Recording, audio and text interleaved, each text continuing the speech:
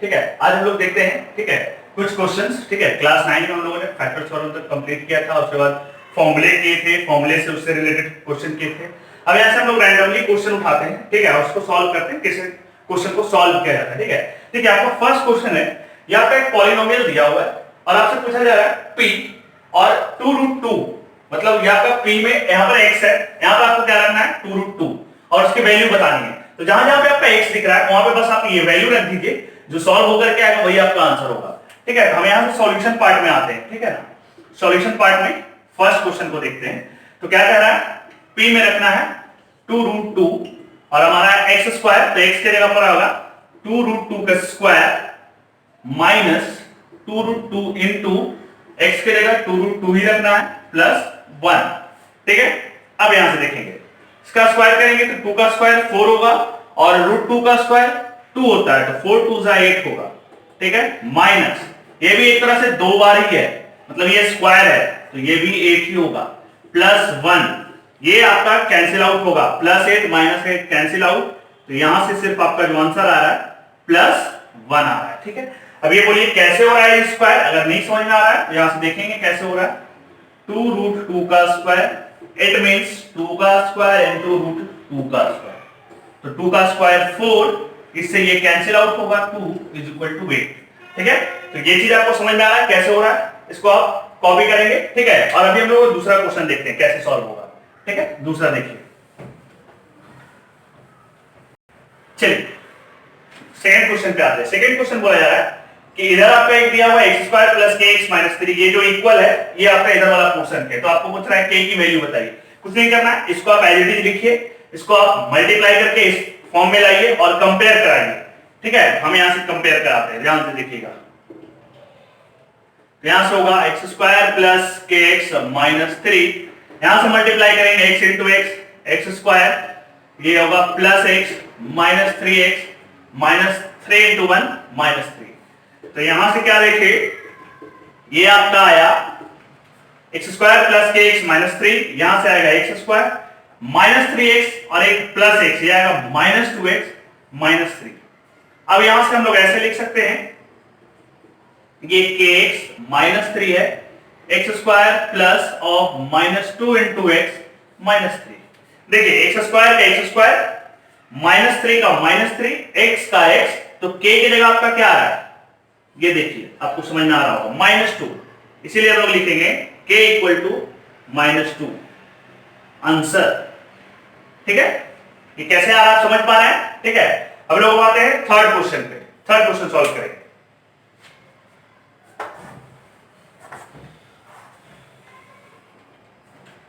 देखिए third question में क्या बोला जा रहा है, ठीक है ना, कि x + 1 is a factor of this given polynomial. ठीक है ना, देखिए क्या बोला जा रहा है कि x + 1 जो है ना इसका फैक्टर है। तो आप याद कीजिए फैक्टर थ्योरम में अगर जो भी जिस पॉलिनोमियल का फैक्टर होता है, पहले वहां से आप इसको 0 करके x की वैल्यू निकालेंगे, तो यहां से आएगा -1 और -1 रख करके इसको 0 के बराबर करेंगे, यहां से आपकी k की वैल्यू आएगी। ठीक है ना, तो अब अगर आप इसको सॉल्व करेंगे, यहां से देखते हैं, ठीक है ना, तो क्या आएगा, x + 1 को अगर 0 करेंगे तो यहां से जो x आएगा -1 आएगा। अब हमारा क्या है तरीका, मान के चलिए अगर आपका ये px है, लेट ये अगर आपका px है 2x² + kx, तो हमारा क्या है कि p के अंदर में ये -1 रखेंगे, ये 0 के बराबर होगा, क्योंकि ये पहले ही बोल रहा है ये फैक्टर है, इट मींस 0 के बराबर होगा ही होगा। अब यहां पर रखेंगे, ठीक है ना, इसे 2 × -1 का स्क्वायर प्लस k × -1 = 0। यहां से क्या देखेंगे, -1 का स्क्वायर आपका +1 ही होता है, 2 × 1 2 और ये -k × 0, यहां से जो k आएगा ये आपका आएगा 2। ठीक है, तो क्वेश्चन कुछ नहीं है, बस आप समझिए वही, ठीक है, आपका पुराना जो थ्योरी है, कॉन्सेप्ट है, उसको आप एक बार मेमोराइज कीजिए, कॉन्सेप्ट को समझिए कि कैसे किया जा रहा है। ठीक है, और क्या बोला जा रहा है। ठीक है, बहुत ही सिंपल था, ये हम लोगों ने फैक्टर थ्योरम का कॉन्सेप्ट लगा के यहां से k की वैल्यू फाइंड की। ठीक है, आई होप ये चीज आपको क्लियर हो रहा होगा। ठीक है, इसको कॉपी कर लेंगे, इसके आगे हम लोग आगे देखते हैं। चलिए नेक्स्ट क्वेश्चन पे हम लोग आते हैं। ठीक है, हम लोग यहां से देखते हैं, ये क्वेश्चन है, इसको प्रैक्टिस करते हैं कैसे क्या बनेगा। ठीक है ना, यहां क्वेश्चन बोला जा रहा है कि इफ x + y + z = 9, ये आपका गिवन है, इसकी वैल्यू आपकी दी हुई है। उसके बाद है आपका x y plus y z plus z x, इसकी वैल्यू आपकी 23 गिवन है। देन आपसे पूछा जा रहा है find the value of this given term x cube plus y cube plus z cube minus 3x y z. ठीक है, तो अब इसकी वैल्यू कैसे फाइंड करेंगे? ठीक है, तो आपको फॉर्मूला पता होगा, पहले हम यहां से फॉर्मूला लिख लेंगे। ठीक है, सॉल्यूशन पार्ट पे आते हैं तो सॉल्यूशन हम लोग फॉर्मूला में जानते हैं कि x cube plus y cube plus z cube minus 3x y z जो फॉर्मूला होता है वो क्या होता है? x plus y plus z, यहां से लेंगे x square plus y square plus z square minus x y minus y z minus z x.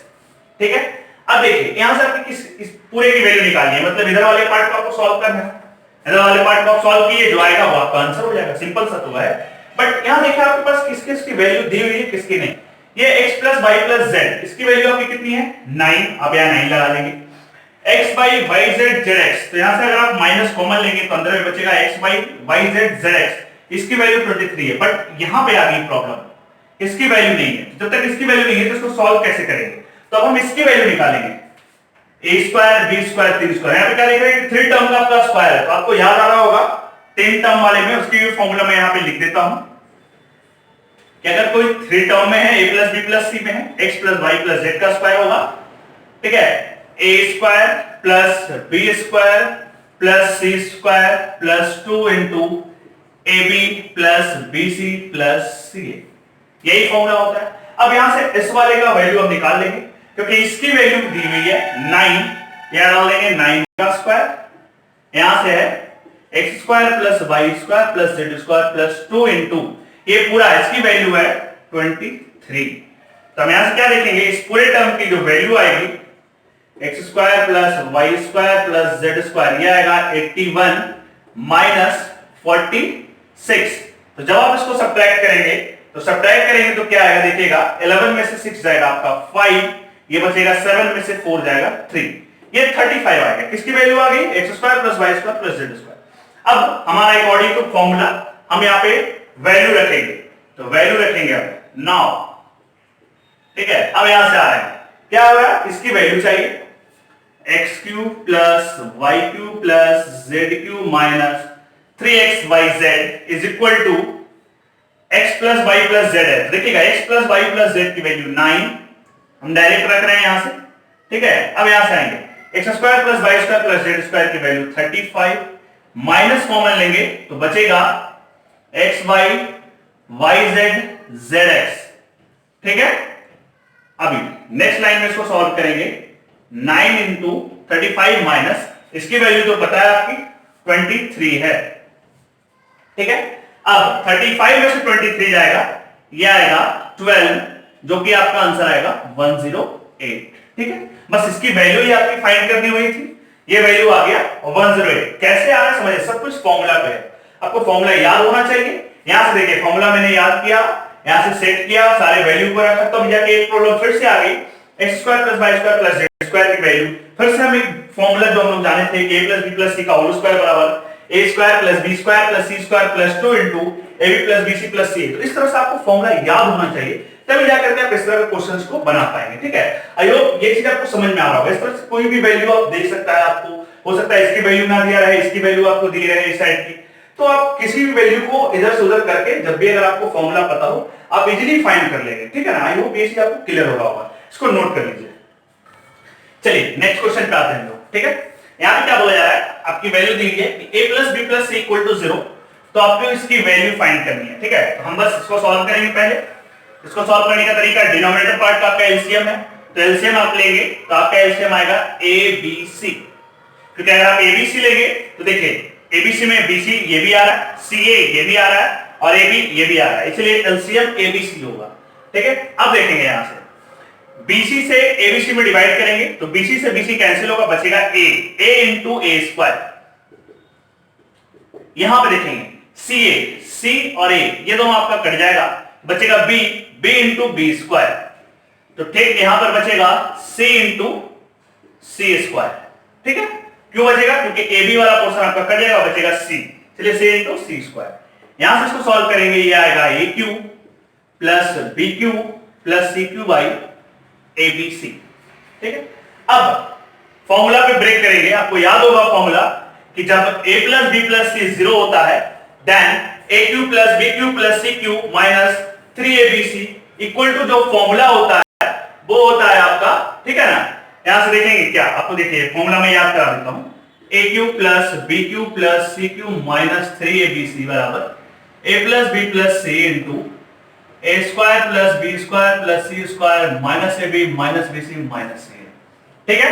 अभी हमारा ये वाला पूरा टर्म क्या दिया हुआ है, 0, तो 0 इंटू समथिंग, ये पूरा टर्म 0 हो जाएगा, तो बचेगा क्या, यहां से देखेंगे A cube plus B cube plus C cube minus 3abc equal to 0, तो यहां से आएगा 3abc। मतलब ये तीनों टर्म की जगह पर हम डायरेक्टली अब लिख सकते हैं 3abc। क्यों लिखे, क्योंकि हमारा a प्लस बी प्लस सी क्या था, 0 आया, 0 गिवन था, तो अब यहां पर इसके जगह पर हम डायरेक्टली लिख सकते हैं, ठीक है ना, 3abc बाई abc। आप ऐसे लिख सकते हैं, ठीक है ना, कि a प्लस बी प्लस सी क्या था, 0 था, देन तभी ये आया। अब क्या देखेंगे, इससे ये कट गया तो आपका आंसर क्या आ गया, 3, ठीक है ना। तो बस देखिए यहां भी फॉर्मूला का ही यूज हुआ है, ठीक है ना। तो बस इसको कैसे सॉल्व कर रहे हैं ये चीज आपको समझ में आना चाहिए। आई होप ये चीज क्लियर हो रहा होगा, ठीक है। फिर भी अगर आपको डाउट आ रहा है आप इसको अच्छे से समझे, ठीक है, वीडियो को पॉज करें, अच्छे से एक बार खुद से बनाएं, उसके बाद समझे, आपको इजीली क्लियर हो जाएगा, ठीक है। आई होप इसको नोट डाउन कर लीजिए। चलिए नेक्स्ट क्वेश्चन आते हैं। यहां देखिए बोला है x पे पावर 31 प्लस 31, ये एक आपका पॉलिनोमियल, इसको डिवाइड किया जाता है x प्लस 1 से, तो आपसे रिमाइंडर पूछा जा रहा है। इट मींस आप मानिए कि लेट, हम इसको मान लिए कि ये px है और इसको मान लीजिए आप gx, ठीक है।